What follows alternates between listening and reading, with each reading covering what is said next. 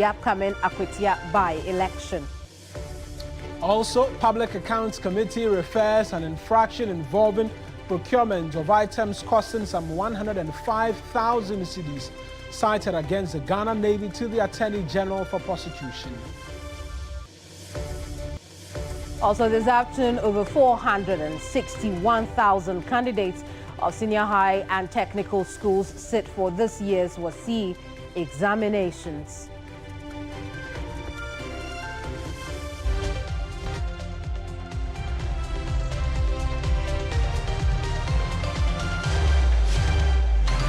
You're welcome to another edition of News Central. I'm Kemini Amano. And I am Mawina Egbeta. The bulletin starts right now.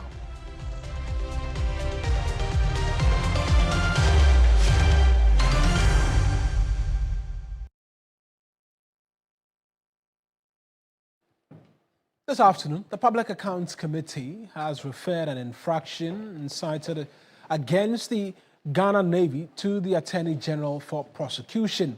The head of procurement at the Ghana Navy is cited for uncompetitive procurement of items amounting to over 105,000 cedis without value for money. Christian Yale is there for us. Let's connect with him right now for a bit more details. Christian, we know that, well, we'll connect with Christian shortly, but we understand that the Health Committee of Parliament has criticized the minority for politicizing the assault of a nurse at the Ridge Hospital, blaming them for inadequate recruitment of health professionals under the past administration. While condemning the assault and the circumstances that led to it, the chairman of the Health Committee, Dr. Marquette Nawani, indicated that inadequate personnel at health facilities is to blame for such cases. They speak of a certain minority member who was attacked by one of the perpetrators, and goes on to say that there was a cordial interaction with the Honorable Minister of Health, that is between that perpetrator and the Honorable Minister of Health. I want to explain this and repeat what the Honorable Minister said, that irrespective of the circumstances, the perpetrators had no right to do what they did. This was a statement from the minister, the verbal communication from the minister. I don't know why they have decided to ignore this and try to look at the non-verbal communication alone. But this is what the minister said, that irrespective of the circumstances, he condemns their action. Now, if you go further to paragraph 4 of the statement that they released, they are saying that they are individuals aligned with or have a sympathetic relationship to the National Democratic Congress. That's Dr. Ket Nawani. He is the chair of the Health Committee. Christian Yale is my colleague in Parliament for us, monitoring the two of the development we've been talking to you about. Christian, let's start off first with the chairman of the Health Committee, then we'll go to the Public Accounts Committee and its work. He is making a point strongly that there's been politicization of the matter. How so? Exactly. So when you listen to Dr. Marquette Nawani, he is of a firm view that when you look at a statement that has been issued by the minority side on the Health Committee, they are basically seeking to draw down the gravity of the issue into politics, which he believes should not be the case. He's of the view that if this case should be politicized at all, then there should be that need to tackle the root cause, for which we have today's case, for instance, which is one about inadequate staffing at the various health facilities. Dr. Marquette Nawani is of the view that over the period, and especially he is emphatic that when you look at the last 8 years of administration under the NPP, a lot of health professionals had graduated and completed various health, training schools who were to be recruited. All of these are still home. And so the gravity of the issue has to do with the lack of adequate staff at the various health facilities. He is of the view that one of the reasons for what we encountered at the Bridge Hospital is due to stress on the health professionals, for instance. And so he makes that passionate appeal that, if anything, then we should address inadequate staffing at the health facilities. And then he's also made an appeal to the police to come out with an update on how far they've gone with their investigations into this incident. We can take a listen to what Ket Nawani said.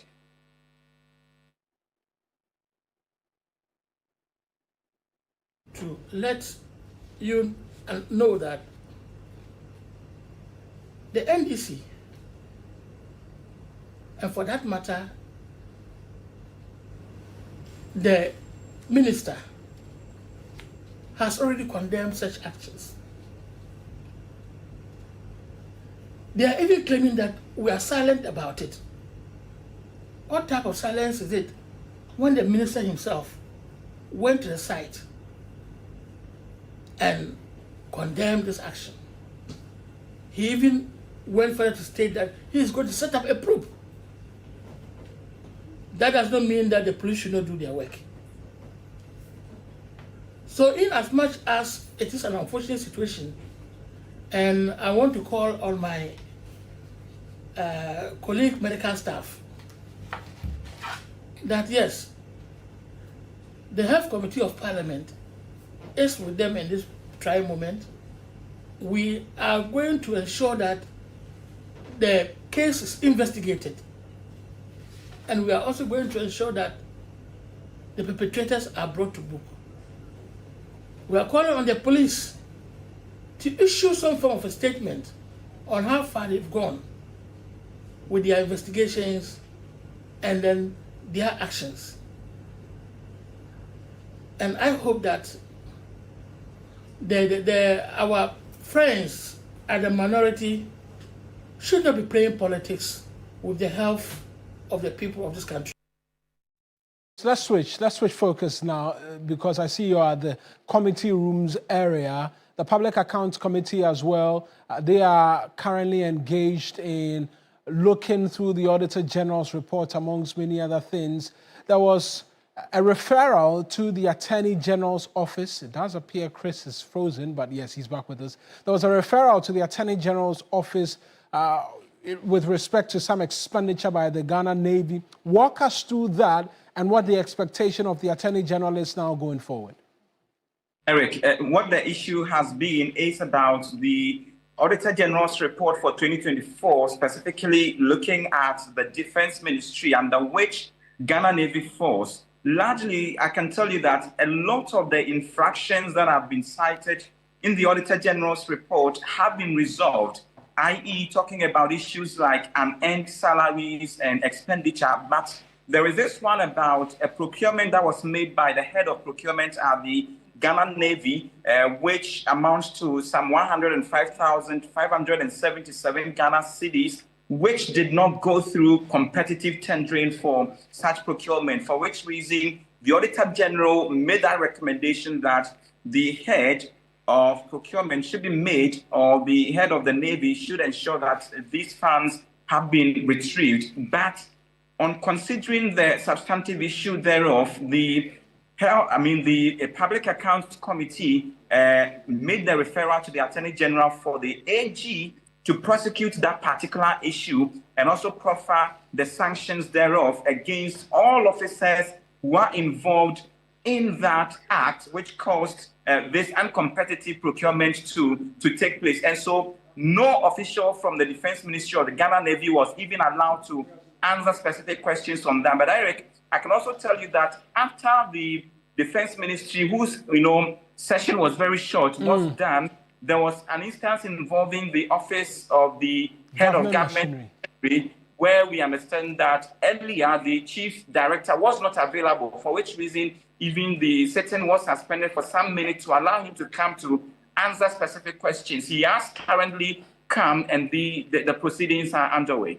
Christian, thank you very much for those details. That's Christian Yale, is my colleague in Parliament for us, and I suspect we'll be making a return to the Public Accounts Committee again for you shortly, where, amongst many other things, we'll get details of exactly what's happening. But Christian has just been mentioning bits and pieces in relation to the 2024 Auditor General's report, and we're just going to do a quick run-through of what that report did and the amount as captured in that report. And so the overall financial impact from the 2024 Auditor General's report stands in the excess of 2 billion cedis.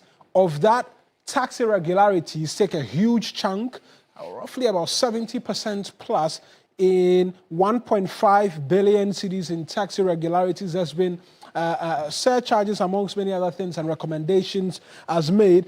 There are matters of indebtedness, loans or advances as well, amounting to over 188 million cedis.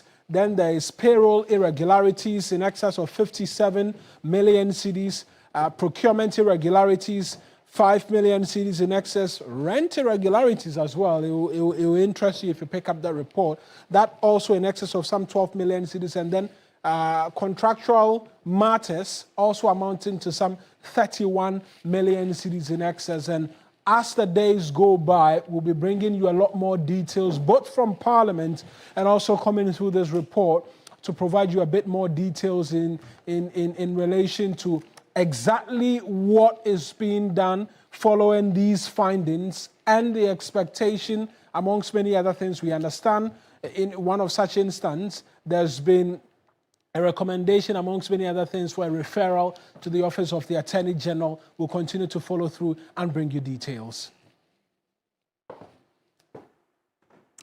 In the meantime, over 461,000 candidates of senior high and technical schools are sitting for this year's WASSCE.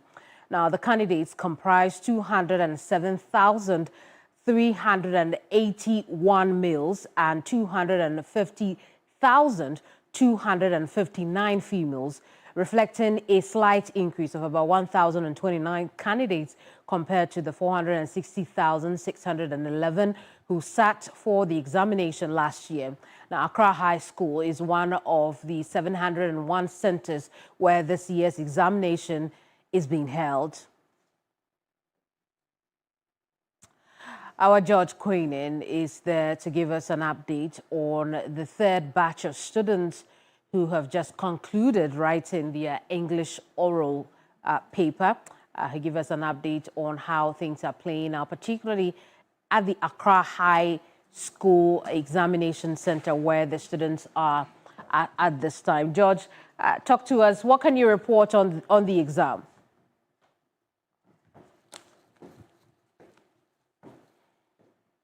Well, it appears George is not ready at this time, but we know for sure that the oral paper has concluded.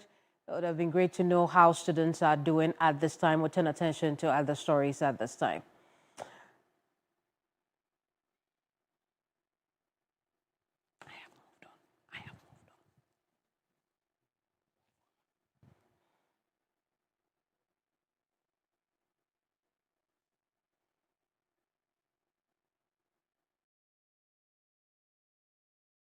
Now, this afternoon, the Inspector General of Police, Christian Tete Yohonu, together with Police Management Board, is engaging over 600 officers scheduled for deployment in the upcoming Akwatia by-election. We'll give you more on that after this break.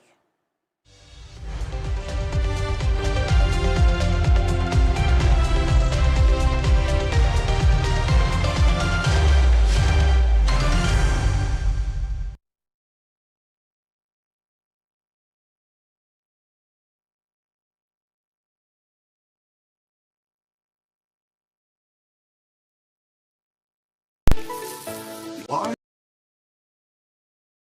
are more and more professionals choosing flamingo paint? I saw an interior decorator.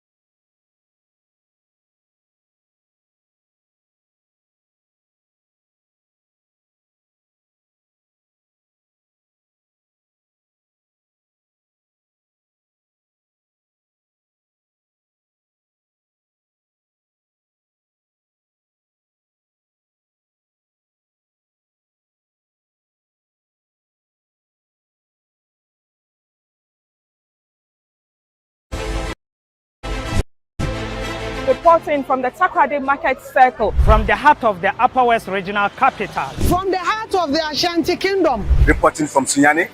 From the Central Business District of Navrongo.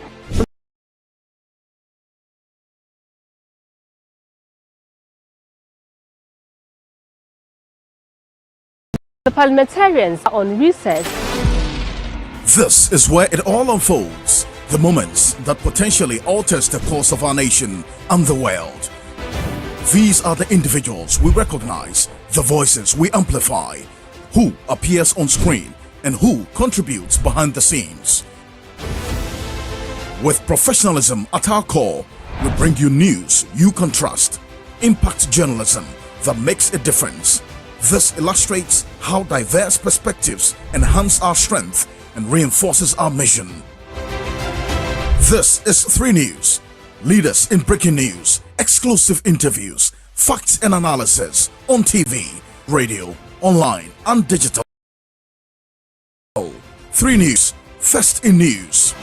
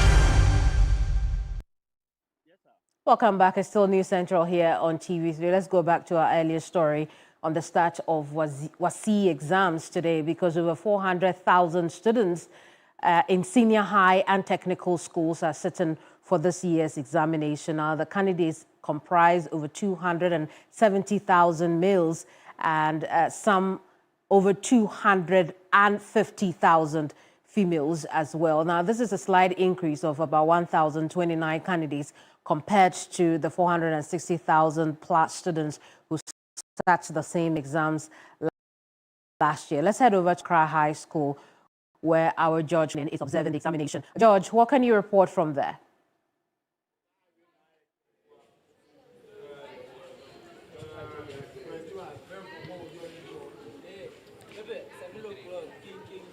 Okay. A very good afternoon. Thanks for having me. We are coming to you live from the Accra High School. It's one of the 701 centers where this year's WASSCE is taking place. And in terms of supervision, we have some 701 supervisors. What that means is that every center will have a supervisor, and then assistant supervisors, 1,391, and a total of 15,391 invigilators are invigilating this very exam. And here at Accra High School, so 3 badges were set for this exam. Today was English orals. So they have a student population of 652. So every badge was around 218. So the first batch 218, second batch 217, third batch 207. So when the first batch is done, they just leave a gap of 10 minutes for the other batch to actually assemble. And so I just want to talk to some of the students here who took part of the examinations to see what really transpired. The question is, you see top? Yeah, the orals was normal. Yeah, it wasn't really that bad. It was just normal. Yeah. So I heard you guys use 45 minutes to write the orals? Yes, sir. 45 minutes to listen to questions and answer, right? Yes, sir. And it was cool? Yes, it was. By Jehovah's grace, everything was good. How did you see the paper? Oh, it was quite well. Everything was smooth. So just as in our technical know-how of our spelling and everything, it was quite good. Back in my time, I know English was one paper that was very difficult. It's a core whatever subject, and so every school across the country is writing that examination. Did was there some sort of fear when you a day before the paper? Actually, so this was our first time. So maybe you feel some fear, but after the paper or when you're writing the paper, you actually see that it's nothing that really big. Okay. So English, of course, is a core subject. So every secondary school across the country that is taking part in this very exam took part of it. But here, if you come here at Accra High School, they are continuing with their practicals. That's visual students. So these students are actually continuing with their practicals. So on the 5th of August, they started with their practical. That was sculpture and leather work. And so they are continuing with the practicals. And today they are doing graphic design. And they'll finish on the 5th of on the Friday, 22nd of August. So I just want to take you inside and see some of the students that are actually, writing the paper. It looks like, some of them are done. But graphic design, I saw some people drawing some, macho people. Yes. Is there any question that was posed? Yes. There are 2 questions that are given. You choose one. I chose the package. So those with the macho that you see, they are the ones doing what we call logo design. So they will print down on their t-shirts. That's what they are doing. But for me, I'm doing the package, yes. So you have to decide. Okay. I saw one student with a big cupboard, like a drawing paper. That one is for what exactly? So that students, they are the ones doing the packaging. So actually, I don't know much about the packaging. I did the logo. So I can talk much about the logo more than the packaging. So I know tomorrow they're going to write ICT. So here at Accra High School, ICT is an elective subject. So you guys are writing tomorrow, but other schools that do not do ICT will do something else. ICT, do you also do ICT? No, I just did core ICT when I was in Form 1 and Form 2, but Form 3 we switched. So I think, I'm not doing ICT. So I'm sure this exam is going to span for a month. What are your expectations? How will the ensuing days look like? Okay, so I don't really know. So unless I write the paper before I'll get to see what I'll actually get, all my results. You at least know the outcome of what you wrote today. Yes. Against ensuing days, what is the expectations going to be like? We are only praying that everything will be well, so that at the end of the day we shall give our glorifies and our thanks to Jehovah. And then we are also wishing that everything will be well, so that we'll be able to complete everything. Yes. Thank you. I'm sure they can't wait to complete senior high school and then face the world, yeah? So these are final year students of Accra High School, and they took part in oral English today, and they also continue with their practicals because they are visual students. That's the graphic design. They'll be ending on Friday. So tomorrow, it's ICT practical. So schools that have elective, that is ICT, are the ones that are going to write their practicals tomorrow. So this is how the situation looks like here at Accra High School. And student population 652. These are the students, writing this year's WASSCE examinations. Our George Queenie with that update from Accra High School. Now, the Ghana Postal and Courier Services Regulatory Commission is cracking down on unlicensed courier services in the country. Today, the commission is stationed at the underbridge at East Legon, where officials are seizing motorbikes from riders who don't have licenses. PRO of the commission, Ni Yeboah Bergensen, spoke to TV3. We'll take a listen to him. Then I connect with my colleague Judith Brown. Okay, what is the rationale behind this exercise that you are conducting today? It's actually a compliance exercise. The commission is set up to license and regulate courier services in the country.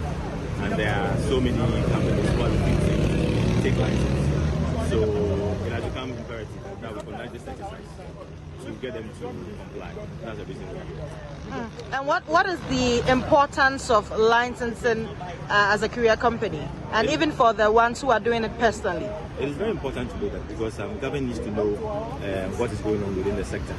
And then there are security issues also involved. There are things that they are licensed to carry and things that they are not actually allowed by law to carry. And we have realized that many illicit businesses such as drug peddlers and even some other precious minerals people are using the courier service to smuggle items. It's not only that, we're also thinking of the security of consumers. So who is it that is engaged in this? That's the spokesperson for the entity, but Judith Brown is my colleague I mentioned. She's stationed at the underbridge with the authority. Let's connect with her right now. Judith, talk to us. What's happening? How many people have been arrested? Do we know? Right, and Samana, as you said, I'm here at Underbridge in East Legon. You can see a number of frustrated riders behind me, and of course, the Postal and Courier Regulatory Commission here in Ghana. They are clamping down on riders who are into courier services without licenses. And according to them, these riders have been told to license their operations or the operations of their services, but till now they have not been able to license their services. And so, just right here at Underbridge, the commission is clamping down on most of them. They're very frustrated, and you can see that right there on the track behind me, a number of bikes have been impounded, and these riders are really frustrated. They do not understand why this is happening. According to some of them, at least notice should have been given at least a week before this exercise was conducted. But you have the PRO, he says that they have been educating the public for a while now on this particular law. Most of them say that they do not know, and according to the PRO, they are feigning ignorance. And so I spoke to one of the riders right here, and this is what he had to say. Since when I've been stopped, I should bring my key. I don't even know why they say I should bring my key. So I give the key to them. Later they said we should produce the license for the courier. Because some of us don't have any idea about this. So me, I think if there should be somebody they should hold responsible, I think it's the courier company because they did not educate us. You see, or they themselves they did not educate the riders. Even if not the courier company educating the riders. The commission, I don't know how they are called. They're supposed to at least find a platform to educate the riders so that we can also know that there's a law like this. But none of us, some of us don't even know anything like this. Now they just catch us and take our bike away. They're asking us to pay 600 Ghana. 600 Ghana as a fine? Yeah. How much do I make a day? I will be paying 600 Ghana. So you are saying that you have no idea of the law that you need to be licensed to do courier? I know there's a way you can register a company. I don't know as a courier you can register anything of that sort. So what? Judith, just quickly, by way of further details, some of these couriers have deliveries. They have items they are expected to deliver to persons who I suspect are waiting. Some food. What is happening to all of those as they are seizing their bikes? Right, and so that's a very interesting question because, yes, a lot of them have a number of items. I even saw one of them, you can see him engaging with the authorities there. The man in a grey shirt, he actually is the owner of a food service, and he had called on the Uber services for them to deliver food to a client. Now, according to him, he was called by the delivery guy who says that he has been arrested right here and his vehicle or his bike impounded as a result of not having a license. And so now the person who is being who the food is being delivered to says he does not want the food anymore because it has been in the hands of the police or the commission. And so now it is his cost to pay for because he now cannot deliver the food to the person who had called for it. And so these are some of the situations that are here. A lot of them are angry because, of course, they cannot deliver the items because their vehicles are being impounded. And they have to pay a fine of 600 cedis before they can get these vehicles back. And according to them, if they had 600 CDs on them, they wouldn't even wake up in the morning and come and work in the first place. And so that's the frustration of these riders. We're yet to see how all this will pan out, but for them, a few of them have been able to settle that amount of 600 CDs to get their bikes back and also be able to go and pay the registration fee to get a license eventually. So really, that's what's happening here at the bridge in East Legon now. Finally, what happens to these bikes and these individuals if they are unable to pay the 600 cedis by close of day today? Do we know? Right, and so yes, if they are able to pay 600 cedis, as you've seen, they have been impounded, they're on a track, they're going to be sent to the MTTD regional office here in Accra, the police MTTD regional office at Tudu. Until they're able to pay that 600 cedis, they would not be able to get their bikes. And so that's what's going to happen if they cannot pay the amount right here at the underbridge. Right then, Judith, thank you very much. That's Judith Brown. She's my colleague at the underbridge at East Legon. An interesting development, and you're hearing one of the riders already incurring the cost of the food he was expected to deliver because the person he's delivering the food to says an officer has touched it, and so she no longer wants the food. Pretty interesting development. But let's bring you election-related matters right now. Specifically by-elections, because the Electoral Commission has set September 30 for the by-election in Tamale Central constituency. Even before the announcement, we know some names have emerged as potential replacements for Dr. Ibrahim Mutala Mohammed, who died weeks ago. Now, let's join our correspondent, Christopher Amwako, to bring us a bit more on this story. Christopher, we hear that names have come up. Who are these names? Yes, so Kamini, interestingly, some big names that we know and others that probably are not in the public domain have come up, even though some of them have actually come out to, as it were, say that they are not ready to contest yet, but their constituents are projecting them to contest the seat. We have, the principal of the Tamale College of Education, who happens to be a brother of the Tamale South and Education Minister, Haruna Idrisu, who people are tipping to contest the seat. We also have Dr. Saad, who is with the Ministry of Finance. Also, his name is coming up. We have the managing director of the GCB, whose name is also in the list. We also have the former governor of the Bank of Ghana, Dr. Nashiru. His name is also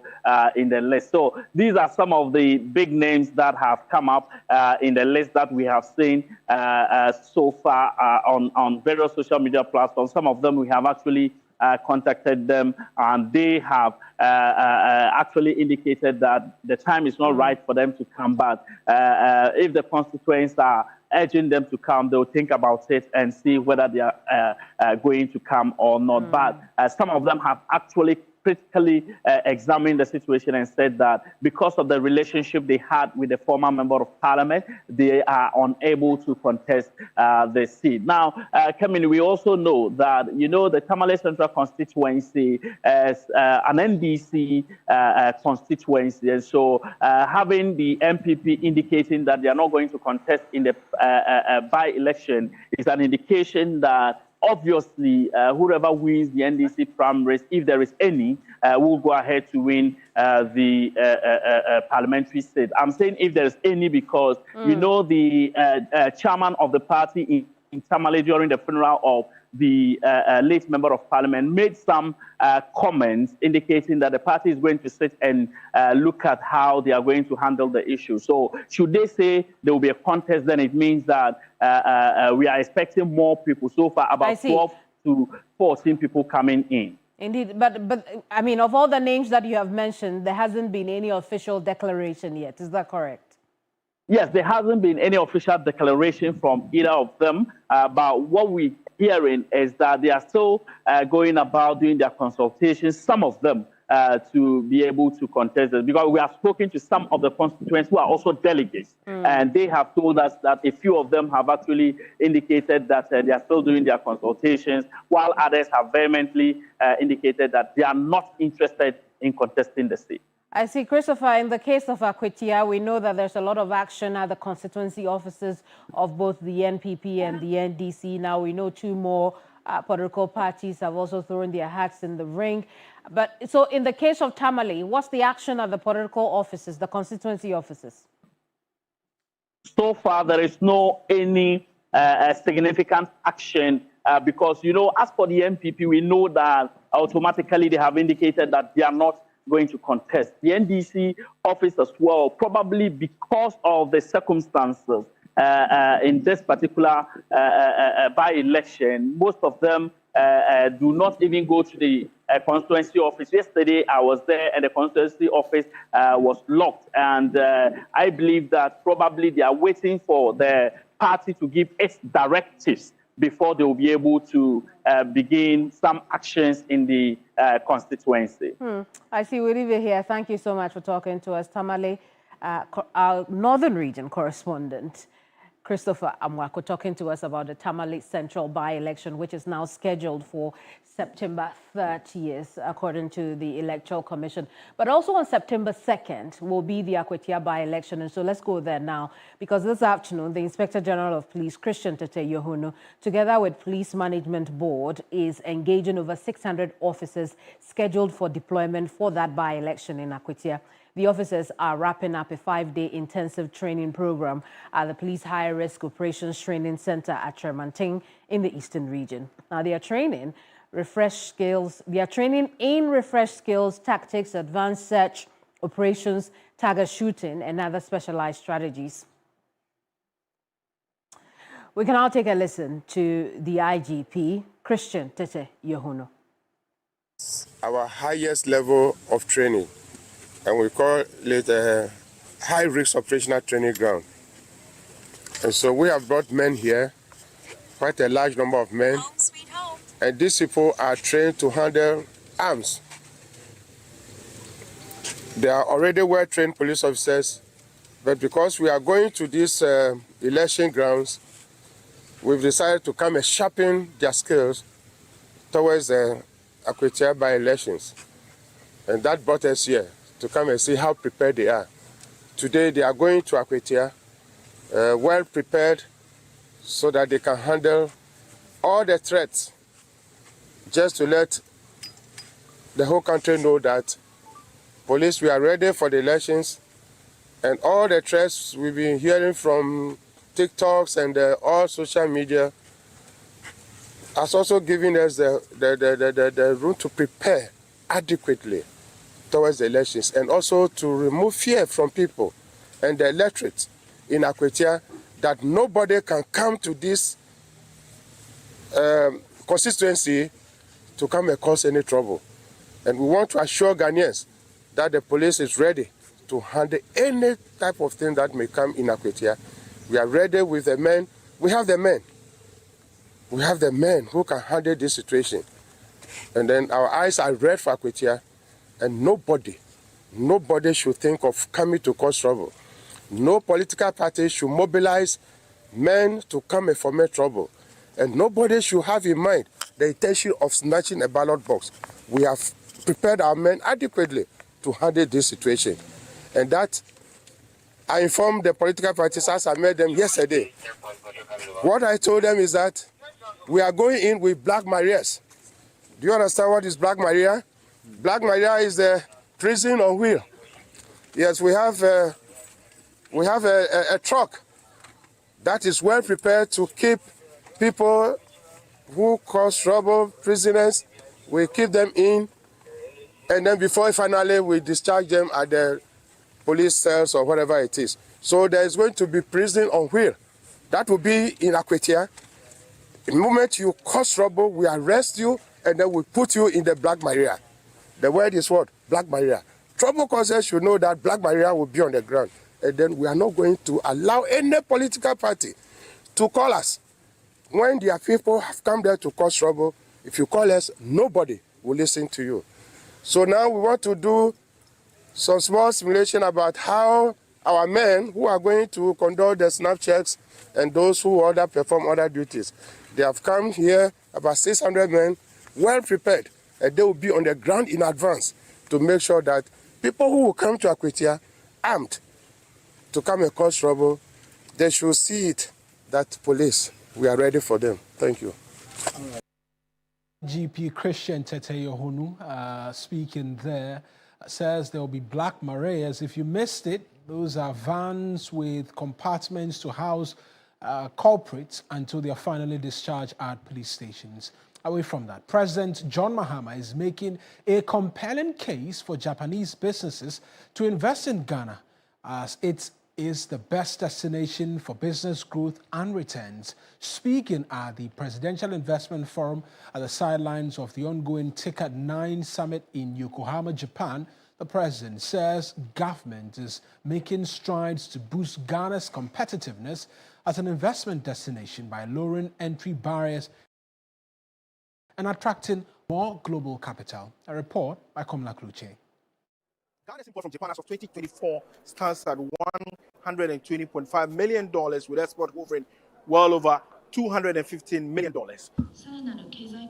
It goes without saying that strengthening the partnership between Japanese and Ghanaian companies is a key for the developing economic relations between the two countries. JETRO has an office in Accra, will continue to contribute to the development of business between Japan and Ghana.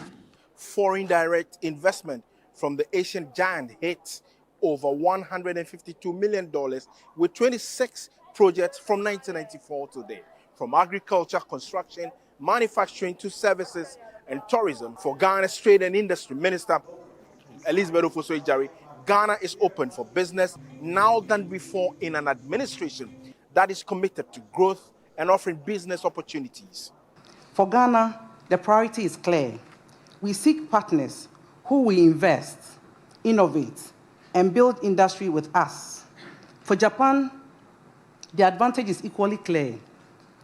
Ghana offers stability, resources, and access to vast continental markets, especially the Africa Continental Free Trade Area, as well as returns on your investments. Minister for Foreign Affairs, Samuel Okudzeto-Ablakwa, showcasing the progress under the current dispensation, says economic diplomacy must promote investment, hinting the strict compliance and adherence to KPIs from Ghana's envoys, intimated of Ghana's economic diplomacy being people-centered. We are determined to ensure that your investment is not only protected, but you also have good returns. And under President Mahama, you can be assured that your choice in Ghana, choosing Ghana, will be the best decision that you ever made, because you cannot go wrong when you invest in Ghana, and particularly investing at this time under the visionary and pragmatic leadership of His Excellency John Dramani Mahama. For the Ghana Investment Promotion Center Chief Executive, African investment portfolio of $3 trillion, there is a wide range of opportunities in various sectors that remains untapped, urging businesses to take advantage of a stable political climate and invest. For those farming in cocoa, and just so you know, the government under His Excellency President John Dramani Mahama has announced that they are going to make available 200,000 hectares of land for cocoa farming and cocoa plantation. It's not reserved for Ghanaians. We are inviting you to also come and farm cocoa, because this is one of the biggest exports to Japan. Cocoa farmers' income is never taxed. And when I discovered this, I was wondering what my retirement would be. So I'm encouraging you. It's 100% exempt. It's like zero rated. For President John Mahama, Ghana remains the beacon of hope as an investment hub, with the gamut of Japanese businesses currently operating in Ghana. And we have a track record for hosting Japanese companies. We believe that there is growth room for improvement and expanded investment from Japan. We're moving just not only from overseas development assistance, but we're moving to trade and investment. And the private sector will be that engine of growth. And so let us marry Japanese precision with Ghanaian potential and create a win-win situation for ourselves. Well over 100 businesses drawn from Ghana and Japan took part in an investment forum that aims to draw more opportunities for both Ghana and Japan. Komla Kluchem, TV3 News, Yokohama, Japan. Now, speakers at this year's UPSA annual leadership lecture, including former South African President Jacob Zuma, have bemoaned Africa's extreme reliance on the West, describing it as a form of slow death. With unity, one currency, one destiny, these speakers admitted how fast the continent can liberate itself from satisfying foreign agenda. Lecture, which is in its 9th year, has sought to tackle challenges which cut across politics, business and society. The theme for this year was timely, as Africa continues to pursue one common goal of economic liberation. Geopolitics and geoeconomics of de-dollarization, BRICS currency, strategy, lessons for Africa's common currency and beyond, could not be more timely or relevant at a moment when Africa continues to grapple with questions of economic sovereignty, integration, sustainability, development, and debate on alternative currency. Minister for Education Haruna Idrisu was highly concerned about how Africa, despite its enormous natural resources, was still reeling under extreme poverty. Even for us in Ghana, we have seen instances where the dollar has suffered some epileptic falls sometimes, and that counts as cost to businesses that want to run. I am very convinced and confident that you will find answers to the paradoxes of African resource endowment. You will find answers to those questions. How come cocoa producers import expensive chocolate? How come cobalt products import expensive batteries? How come sugarcane producers import expensive sugar? And how come tomato producers import expensive tomato paste? And how come uranium producers are paying for expensive electricity? And more importantly, gold producers are importing expensive gold jewels. Deputy President of MK Party, Dr. John Hlope, touted de-dollarization as a new liberation struggle and not just an economic debate. Africa does not need aid. Africa needs strategic allies, not aid. We export minerals and crops at the lowest prices, only to buy them back as manufactured goods at 10 times the cost. We face tariffs on our exports, yet we are lectured about free trade. We borrow in dollars, only for our currencies to collapse under exchange rate manipulation. And when we resist, coups are sponsored, leaders are assassinated, and sanctions are imposed upon us. This is not partnership at all. It is exploitation of the West order. The BRICS currency strategy offers us an escape from this reality. Former South African President Jacob Zuma said Africa's development lied in its unity, charging everyone to help chart a path to the continent's sovereignty. We need to stand on our own. It is my belief that that time has come. We have every possibility now to be ourselves, to be together, to use our resources for ourselves, sell it to those who buy it. It is us and nobody else. I'm very happy with the stand that this country of ours, number one, has done something important when it comes to the things that are dug down, where they change the system so that they are in control. I think it is making such a change that tells that if we come together, we will be the best in the middle of East and West, because we are the best. The annual leadership lecture, which was instituted in 2017, has hosted towering leaders, including Asantini Otumfuo Setu II, His Eminence Cardinal Peter Turkson, former President John Ejekun Kufuor, Dr. Mohammed Ibn Chambers, and renowned economist Kwame Pini. Media General was one of the sponsors for this year's lecture. Away from that, Vice President Professor Nana Jane Opoku-Agyeman on Tuesday led a high-level government delegation to visit the families of 8 individuals who tragically lost their lives in the helicopter crash on August 6th. The visit, according to the delegation, was to ensure the families of the deceased are faring well after the burial. The delegation included the Chief of Staff, Julius Deborah, senior government officials and staffers, and some executives of the National Democratic Congress.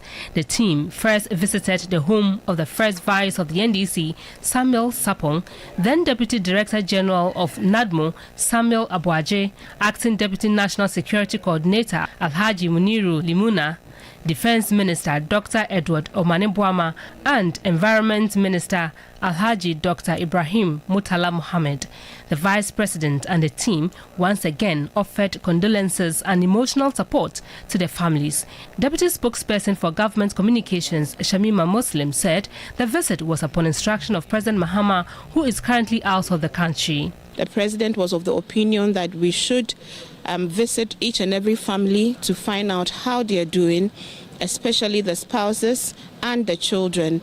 And because the President is out of the jurisdiction, the acting President, the Vice, Professor Jane Opoku-Agyeman, led the delegation today to pay visitations to each and every one of the victims of the tragedy. She said companies and individuals are already donating into the fund for the bereaved children. The visit was also to communicate the President's commitment to support the families through this very difficult period and to reassure them of the pledge that he has made to, especially for the families with young children who are still in school, with the announcement of the Child Support Fund. And today I'm happy to announce that a lot of donations are already coming through. So you may want to also visit the government communication portals on how you can also donate to the Child Support Fund for the various victims or the families of our fallen heroes. On News Central, going for our final break. When we return, we take the show home.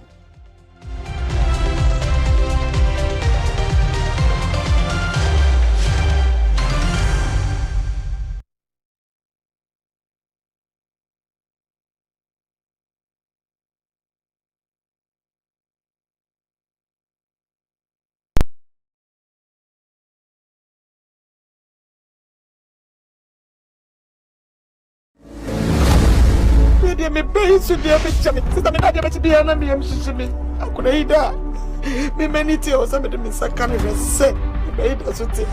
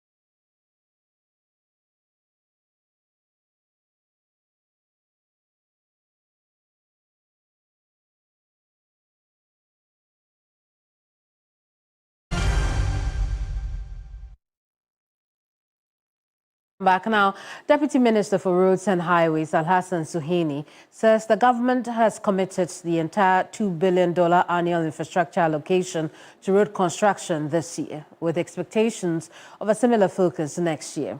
This, he says, marks a significant national shift that prioritizes economic impact over social infrastructure like schools and hospitals.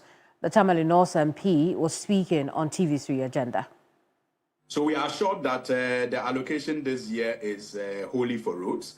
And we also expect that next year it will, if not all of it, but majority of it again will be allocated to roads.